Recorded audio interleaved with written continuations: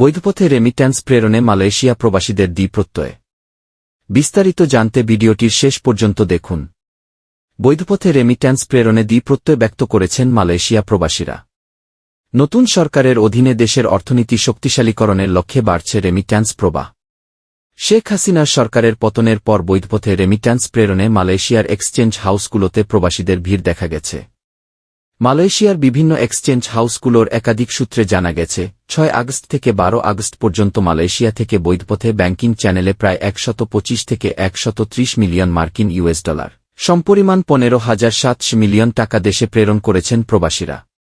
বৈষম্যবিরোধী ছাত্র আন্দোলনে সংহতি প্রকাশ করে রেমিট্যান্স পাঠানো বন্ধ রাখেন প্রবাসীরা, যা পরিচিতি পায় রেমিট্যান্স শাটডাউন হিসেবে।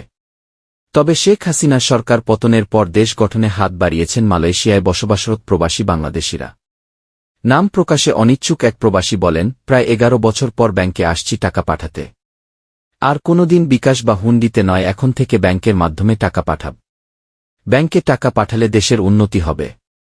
আইনের সুশাসন, প্রবাসীদের হয়রানি বন্ধ, অভিবাসন ব্যয় কমানো ও প্রবাসে ন্যায্য অধিকার প্রতিষ্ঠায় মুহাম্মদ ইউনুস প্রশাসনের প্রতি আহ্বানও জানান তারা। প্রবাসীরা বলেন, এয়ারপোর্টে অনেক ধরনের ভোগান্তিতে পড়তে হয়।